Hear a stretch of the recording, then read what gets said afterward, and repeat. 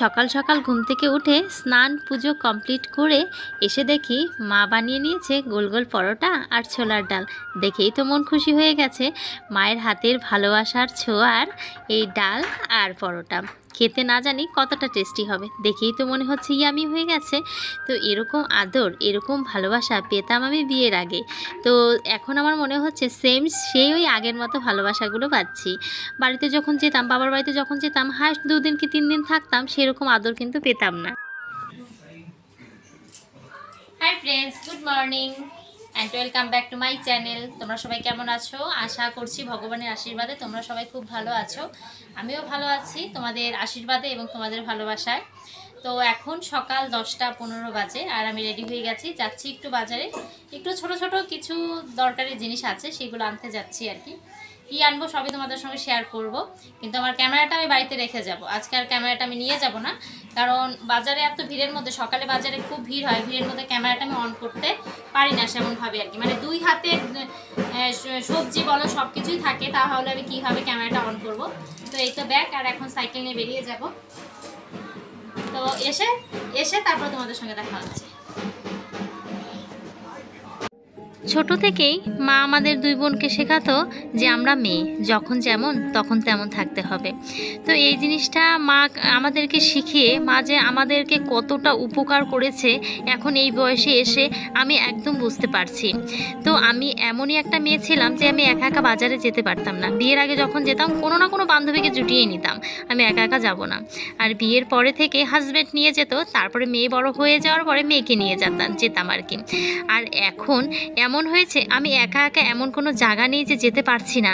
মানে বাজার করা বলো, মেয়ের টিউশনিতে নিয়ে যাওয়া বা নিয়ে আসা, সেটা রাতের অন্ধকারে বলো বা দিনের আলোতে বলো, যখন মানে যেভাবে আমাকে যেখানে দৌড়াতে হচ্ছে আমি ঠিক একা একা সামলে নিতে পারছি। আর মা বর্তমানে এখন আমার এগুলো সব দেখে মানে একা একাই বাড়িতে বলছে, তুই এগুলো পারিস? কবে শিখলি এগুলো? কিভাবে শিখলি? তুই তো আগে এমন ছিলি না, আজ থেকে 1 বছর আগেও এমন ছিলি না, হঠাৎ করে এমন কবে হয়ে গেলি? তখন আমি মাকে বললাম, মা তুমি তো ছোট থেকে আমাদের এটাই শেখাতে যে যখন যেমন তখন আমাদের তেমন চলতে হবে, সেই জন্য তুমি এটা শিখিয়ে আমাকে অনেক বড় উপকার করেছো মা। তোমাদের সঙ্গে কথা বলতে বলতে আমি কিন্তু বাজার নিয়ে চলে এসেছি, আর একদম অল্প অল্প বাজার করেছি, কারণ রান্নাঘরে একদম বাজার করা আছে। আমি ঠাকুরের জন্য এনেছি বলে নিয়ম মতো এনেছি, সেই জন্য একদম অল্প অল্প এনেছি, মানে যতটুকু লাগবে ততটুকুই এনেছি। তো দেখতেই পাচ্ছ ছোট একটা তেলের বোতল, এখানে ফল আছে, এখানে আম আছে, আঙুর আছে, শশা আছে, ওখানে লাড্ডু আছে, চিনি আছে, ছোট একটা সাদা তেলের বোতল আছে, আর 1 কেজি একটা দুধ আছে। তো সেই দিয়ে কালকে গোপুসোনাকে আমি ভোগ দিব আর কি। সেমন কিছু আয়োজন করলাম না, কারণ আমি পারবো না, সেই জন্যই করবো না, কারণ এত গরম। আর 2টো মেয়েকে নিয়ে যদি আমি এখানে আয়োজন করতে যাই, মানে ওরা এত ডিস্টার্ব করে, সেই জন্য মানে আমি কোনো রকম পুজোটা করতে হয় পূর্ণিমা, সেই জন্যই করবো আর কি। আর দেখতেই পাচ্ছ সবজি বাজার নিয়েও চলে এসেছি। ওখানে তো গালা খরচ আছে, এখানে সবজি বাজার মিষ্টি কুমড়, আলু, পেঁয়াজ, ভেন্ডি, ঝিঙা, লতি, শশা, যেটা আমি খেতে ভীষণ ভালোবাসি, শশা পেঁয়াজ দিয়ে ভাজা, মুসুরির ডাল দিয়ে, এই গরমের মধ্যে লেবু হলে আমার তো ইয়ামি খাওয়া হয়। তো তারপরে চলে এসেছি, মাকে সব কিছু বুঝিয়ে দিয়ে চলে আসলাম। আমার কিছুটা ভিডিও বাকি ছিল, সেই ভিডিওর কাজে চলে গেলাম আমি। আর হাই ফ্রেন্ডস, চলে এসেছি। এই তো দেখো আমাদের ছোটো মোটো একটা ফরেস্টে আর কি যেখানে থাকি। তো এখানে একটা দুর্ঘটনা ঘটে গেছে, যে দুর্ঘটনার জন্য আর কি আমাদের খুব আর কি আফসোস হচ্ছে। মানে আমার খুব, বিশেষ করে আমার খুব খারাপ লাগছে, কারণ নিজের যদি কোনো সময় কোনো একটা ব্যাপারে টেনশন থাকতো বা কিছু একটা থাকতো, তাহলে আমি ঠিক এরকম একটা পজিশনে এসে এইখানটাতে বসতাম। এই দেখতেই পাচ্ছ, মানে এই সোফাটাতে বসতাম। এই সোফাটাকে আবার তুলে নিয়ে যাচ্ছে, আমার জন্য সেটা সোফাই ছিল, মানে একটা চাংড়া ছিল। তো চাংড়াটার মধ্যে খুঁটিগুলো সব দেখতেই পাচ্ছ, খুঁটিগুলো আছে, বাট চাংড়ার উপরে যেটা থাকে সেটা নেই। তো যাই হোক, এখানে এত সুন্দর একটা শান্তির হাওয়া, মানে গ্রামের মানুষ আমরা কোথায় যাব, এত সুন্দর যদি হাওয়া থাকে, এত সুন্দর যদি নিরিবিলি একটা জায়গা থাকে, তাহলে মানে এত শীতল হাওয়া, এত গরমের মধ্যে তোমাদেরকে বলে বোঝাতে পারবো না, এত একটা শীতল হাওয়া, মানে ভীষণ সুন্দর জায়গাটা। তো এখানে এসে আমি বসতাম। তো চাংড়ার উপরে যেটা থাকে ওটা বা কী বলে আমি ঠিক জানি না, যাই হোক ওটা তুলে নিয়েছে। তো এখানে আমার 2টো শর্টও ছিল, তো 2টো শর্ট আমি করে নিলাম। আর এখন বেলা 12টার কাছে বাজে আর কি। তো যাই হোক, ছোটো মেয়েকে নিয়ে ঘুরতে চলে এসেছি। আমি তো বাজারে গেছিলাম, সেটা তো তোমাদেরকে বললাম। বাজার থেকে এসে ও বায়না করছে মার সাথে ঘুরবো, মা আমাকে সাইকেলে করে ঘোরাও। তো সেই জন্য আর কি ঘোরাচ্ছি। তো চলো, ঘোরাও হলো। তারপরে একটা খরচা আমি ভুলে গেছিলাম, সেটাও নিয়ে নিলাম পাশের দোকান থেকে। আবার মনে করো আমার দুটো শর্ট ছিল, সেটাও করলাম। তোমরা আজকে কী বার? আজকে মঙ্গলবার না, আজকে বৃহস্পতিবার, সরি। আজকে বুধবার। তোমরা একটা পাবে দুপুর 1-1:30টাতে পাবে, আর একটা সন্ধ্যায় পেয়ে যাবে। তো চলো, টাটা, আবার পরে দেখা হচ্ছে। ভিডিও করে এসে দেখি মা সব কিছু সবজি কেটে একদম রেডি করে রেখেছে। আমি ফটাফট শুধু 2 গ্যাস ধরিয়ে রান্নাটা করে নিলাম। আর এত গরম পড়েছে, বেশি কিছু রান্না করব না। লতি দিয়ে করেছি শুকনো মাছের মাখা একটা চচ্চড়ি টাইপের, মুসুরির ডাল করেছি, আর পেঁয়াজ দিয়ে শসা দিয়ে ভাজা করেছি, সাথে আছে লেবু। খাওয়ার জন্যে একদম ক্ষীর হয়ে গেছে।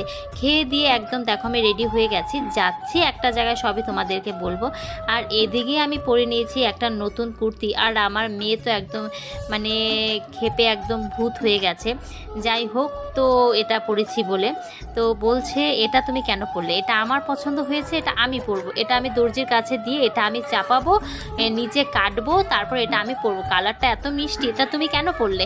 তো ভীষণ জ্বলছে, আর আমি একদম নাচানাচি করছি এটা পরে। ও পেছনে দাঁড়িয়ে আছে কিন্তু।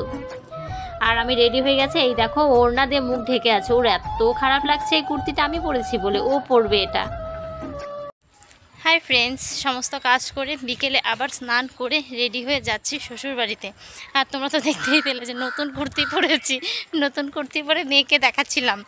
তো ও মানে ওর সম্পর্ক আর আমার সম্পর্ক মা মেয়ের থেকে বান্ধবীর সম্পর্কটা বেশি। মা মেয়ের থেকে বান্ধবীর সম্পর্ক বেশি হয়ে গেছে। তো বলছিলাম যেটা, যে আমাদের মা মেয়ের থেকে মানে বান্ধবীর সম্পর্ক বেশি হয়ে গেছে। আর সব সময় আমার ড্রেস ও পরে, ওর ড্রেস আমি পরি। মানে আমি তো খুব, সেদিন কালকের ভিডিওতে বললাম যে আমি খুব মানে এতটা পাতলা যে ওর ড্রেস আমার হয়, আমার ড্রেস ওর হয়। তো ওকে দেখে পরছিলাম, তো ও জ্বলছিল। তো আমার ভীষণ মজা লাগছিল। তো এখন যাচ্ছি শ্বশুরবাড়িতে। ছোটো মেয়ে ঘুমিয়েছে, ওকে ঘুম পাড়িয়ে রেখেই যাচ্ছি। আর বড় মেয়েকে কত বললাম চল যাই, একা একা যেতে ভালো লাগে না, চল যাই। তোর 6টার সময় টিউশনি আছে, ও ভয়তেই যাবে না। বলছে যে না, যদি তুমি একটু গল্প করো বম্মার সঙ্গে তাহলে দেরি হয়ে যাবে, আর স্যার আমাকে বকবে, আমার 6টার আগে যেতে হবে। আর এখন 5:30 প্রায় বাজে। তো আমিও চিন্তা করলাম হ্যাঁ, কেউর সঙ্গে যদি দেখা হয়ে যায়, তো সেই জন্যই আর কি। তো চলো যাওয়া যাক।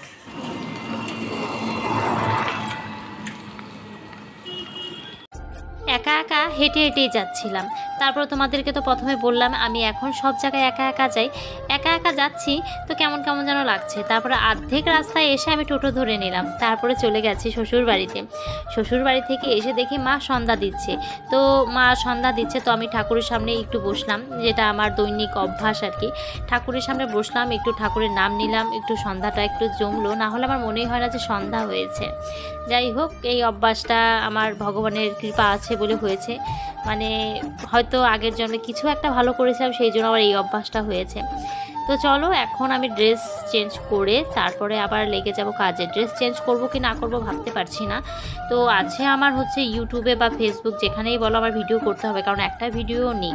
এত গরমে রেডিও হতে পারছি না, আর ভিডিও করতে পারছি না।